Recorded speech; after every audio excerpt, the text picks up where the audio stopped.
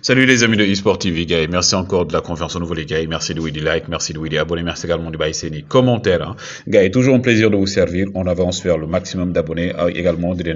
informations en temps et en heure, mais aussi merci des encouragements. Gars, aujourd'hui, hein, comme tous les jours, on va parler de l'actualité. Aujourd'hui, on va parler de Sadio Mané avec déclaration bi nga xamné Jürgen Klopp def nako, Jürgen Klopp qui a lancé un message fort à Sadio Mané. Mais avant tout, comme d'habitude, on va faire la revue de l'actualité sportive ak suñu yéenekaay yi nekk Sénégal, notamment journal bi yéenekaay bi di Stade ak Demba Varor, les forces du sacre des Lions ñom lañ def seen xët gu njëkk ñuy waxale également ndorteel li nga xam moy championnat Sénégal bi war a démarrer week-end bi, donc loolu tamit dinañ ci wéy di wax di jox information. Record avec mon frère Mor Bassignan également kii di Bakary Cissé, ñom ñu né des Lions au mental d'acier entre Covid, blessure, climat entre autres. Abdoulaye Seck mi nga xam aussi il a été accueilli en héros à Mbour. Mais également gars yi Sénégal par rapport ak prime bi mu war a jot ci Coupe d'Afrique bi 5 millions de dollars la war a toll muy 3 milliards de francs CFA. Égypte am 2,75 millions muy 1,62 milliards. Cameroun am 1,3 milliards. gars yi Juma Moubarak ak joueur yi nga xam mooy joueur ñii di waa Chelsea, ngeen gis aussi Malang Sarr bi ci bokku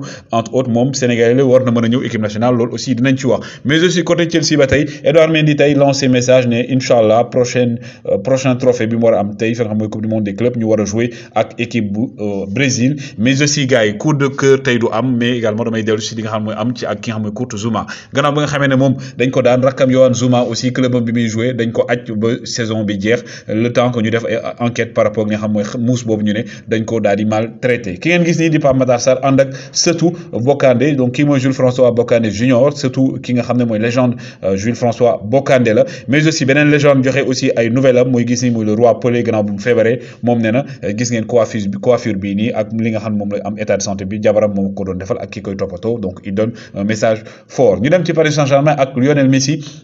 La Pulga, moom 19 matchs le joué avec Paris Saint-Germain, am 7 buts, am 7 passes décisives. Lionel Messi nank mi ngi wër wuy di wane boppam di retrouver forme, on l'espère. Paris Saint-Germain ba tey Neymar ci image yi, il a repris les entraînements en groupe collectif, gis ngeen ko, donc peut-être que moom aussi dina jouer ci derby waram diggante Paris Saint-Germain ak Real de Madrid. Mais également du côté des merengues aussi ki nga xam ne moom mooy Karim Benzema, les bonnes nouvelles ne nañ peut-être moom aussi dina reprendre entraînement yi par rapport ak li nga xam ne mooy jëm ci Ligue des Champions, duel 30 attendu entre le Real de Madrid et le Paris Saint-Germain. Côté mercato dañuy commencer ak le foot local ak ki ngeen gis ni di Djibril Mbow, moom mooy meilleur buteur jàmbaar ci saison bi ñu génn. Moom dafa dem nag ci Black Bulls FC ci Mozambique, le signé pour 2 ans et demi. Moom nag nekk na joueur boo xam ne am na talent, mais xamul tax mu dem fa, en tout cas on ne sait pas. Riyad Mahrez également Paris Saint-Germain da cee teg moom gët, moom dañ ko bëgg a recruter parce que moom contrat mi ngi war a jeex ci été 2023. Paris Saint-Germain instant mi ngi xool ndax day prolonger wala du prolonger ak ki nga xam mooy Manchester City. Manchester City également di intéressé wu ci ki ngeen gis ni muy Lautaro Martinez di attaquant argentin ba nekk ci Inter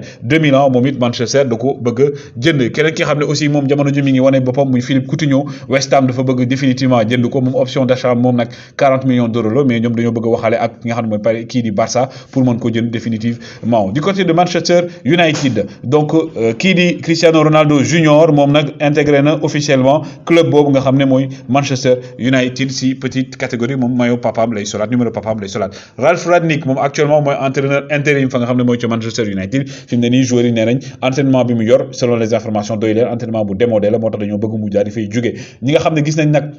ne bu fa jugee moom ñoo ko war a remplacer Mauricio Pochettino Paris Saint-Germain, Ralph Rangnick bu Ajax ak également Luis Enrique bu Espagne. ñoom ñett lañ ne moom la ñu xelmati ne kenn ci ñoom la ñu bëgg mu daal di yor équipe bu Manchester déwén. Ki nga xam nag mooy Alexander Arnold démb moo joué 150e match am mu battre également record am Alexander Arnold, le latéral de Liverpool et de l'Angleterre. Mohamed Salah démb dugg na remplaçant, il a été ovationné, dañ ko doon tàcc, supporters yi ñoo ko doon tàccu. Mais bu Sadio Mané di waree ñëw gars yi, Sadio Mané bu waree ñëw ban tàcc lañ ko war a réserver. Sadio Mané mi nga xam moom démb la décollé dem foofu nga xam ne mooy ca Liverpool. Message bi la posté mu ne ready, donc est prêt également à rejoindre mon équipe. Et ci loolu Jürgen Klopp joxe na information, nee na Sadio Mané tey jii nii ñu nekk nii la war a reprendre entraînement am, dina xool état physique am nan la toll balaa moo xool match yi ñëw na lay gisee. Mais ki nga xam ne moom mooy Jürgen Klopp dafa tagg Sadio Mané, nee na moom c'est une bénédiction d'avoir Sadio Mané, nee na bénédiction la, chance la moo am joueur bu mel ne Sadio Mané ci équipe am. Moom ak Mohamed Salah nee na amatuñ lu ñu prouver fa nga xam mooy ci Liverpool parce que ay légende lañ, loolu kenn dootu ko werante. Mais également boo amee joueur yooyu nga leen di chaque fois ñu entraîner ak yow da ngay sant yàlla bu wér-wér nee nag Sadio Mané moom nekk na joueur boo xam ne c'est un joueur très phénoménal et que dafa mérité jël meilleur joueur Coupe d'Afrique bi mérité jël Coupe d'Afrique bi aussi day wane ne il a franchi une autre cap beneen étape la franchir ak ki nga xam ne moom mooy équipe nationale du Sénégal ak Liverpool bu dee ne sax nee na ki nga xam ne mooy Salah défaite bi jàpp na ko ba léegi mais quoi qu'on puisse dire également ki gagné muy Sadio Mané daf ko mérité parce que Sadio Mané club nee na li mu wane actuellement instant yi nii c'est un leader maintenant nag nekk na joueur boo xam ne daf ko bëgg garder joueur boo xam day compter ci moom ci match yi di ñëw donc Liverpool bu retrouver Sadio Mané retrouver Salah retrouver Diogo Jota bi nga xam ne aussi actuellement mi ngi wéy di dugal aussi ak seen joueurs yu bees yi ñuy indi ak ñoom Coutinho plutôt Firmino dana nekk leneen mais moom nee na actuellement il va compter sur Sadio Mané parce que Sadio Mané joueur bu ni mel boo ko amee amoon looy wax il est irréprochable nee na il est irréprochable maanaam amoon loo ko mën a wax amul lay moom day ñëw wane boppam day jouer sur le terrain il montre le mental la motivation et que tey dafa franchir beneen cap donc loolu day remettre également en question ndax Sadio Mané day prolonger